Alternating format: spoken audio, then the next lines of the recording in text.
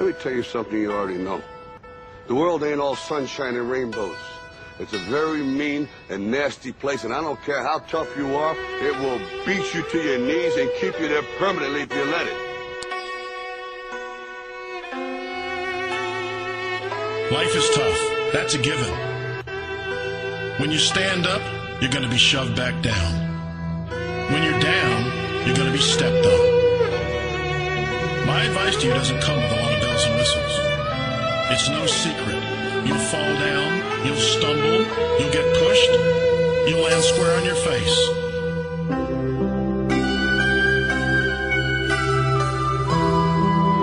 Life is scary. Can't do something. There are no magical fixes. It's all You, me, or nobody is gonna hit as hard as life. But it ain't about how hard you hit. It's about how hard you can get hit and keep moving forward. How much you can take and keep moving forward. That's how winning is done. A lot of people in this world search endlessly for some complex, magical formula to understand why some people are successful and why others are not. Greatness is not this wonderful, esoteric, elusive, God-like feature that only the special among us will ever taste. You know, it's something that truly exists in all of us. The heaviness of being successful was replaced by the lightness of being a beginner again. I'm convinced that the only thing that kept me going was that I loved what I did. You've got to find what you love.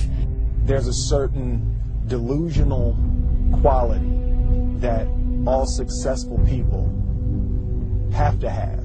When you want to succeed as bad as you want to breathe, then you'll be successful. The only thing you care about when you're trying to breathe is to get some fresh air. That's it. And when you get to the point where all you want to do is be successful as bad as you want to breathe, then you'll be successful.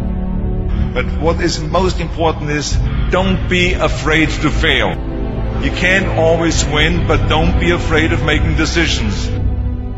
You might never fail on the scale I did, but some failure in life is inevitable.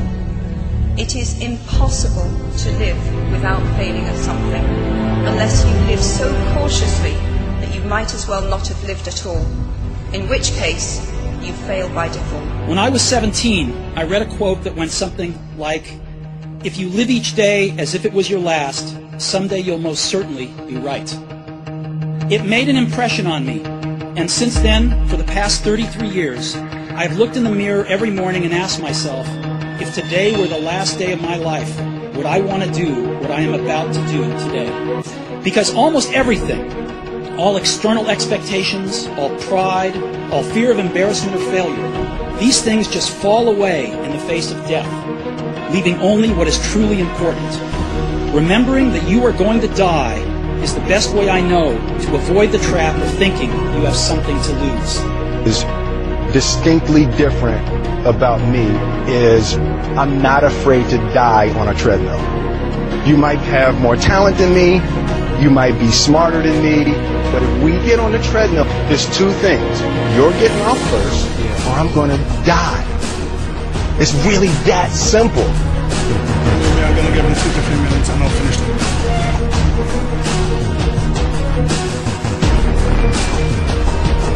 Then I promise that he will make it 2 to 3 minutes in the kickboxing ring with me this time. It's like you have to save your own life. Nobody's going to be able to save it for you. So we have to do what we have to do, no matter what it is. This is what I believe, and I'm willing to die. Period.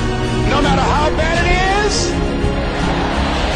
or how bad it gets, I'm going to make it. Say that to yourself every day. Our deepest fear is not that we are inadequate. Our deepest fear is that we are powerful beyond measure. I'm motivated by fear. What we are trying in all these discussions and talks here is to see if we cannot radically bring about a transformation of the mind. Not accept things as they are, but to understand it, to go into it, to examine it, give your heart and your mind with everything that you have to find out a way of living differently. But that depends on you and not somebody else. Because in this there is no teacher, no pupil, there is no leader, there is no guru, there is no master, no savior. You yourself are the teacher and the pupil, you are the master, you are the guru, you are the leader. You are everything. To understand is to transform what is. You know, when you get old in life, things get taken from you. I mean, that's part of life. But you only learn that when you start losing stuff. You find out life's this game of inches. On this team, we fight for that inch. On this team, we tear ourselves and everyone else around us to pieces for that inch. We claw with our fingernails for that inch. Because we know when we add up all those inches, that's gonna make the fucking difference between winning and losing. Between living and dying. I'll tell you this, in any fight, it's the guy who's willing to die who's gonna win that inch. Now, if you know what you're worth, now go out and get what you're worth. But you gotta be willing to take the hits and not pointing fingers saying you ain't where you want to be because of him or her or anybody. Cowards do that, and that ain't you. You're better than that. Yeah. And I know if I'm gonna have any life anymore, it's because I'm still willing to fight and die for that inch. Because that's what living is. The 6 inches in front of your face.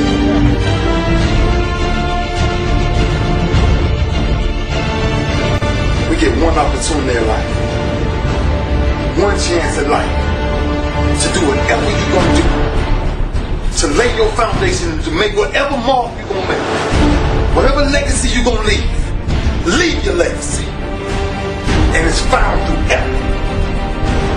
Wins and losses come a dime a dozen, but effort, nobody can judge effort, because effort is between you and you. Effort ain't got nothing to do with nobody else. So that team that think they're ready to see you, they think what they see on film,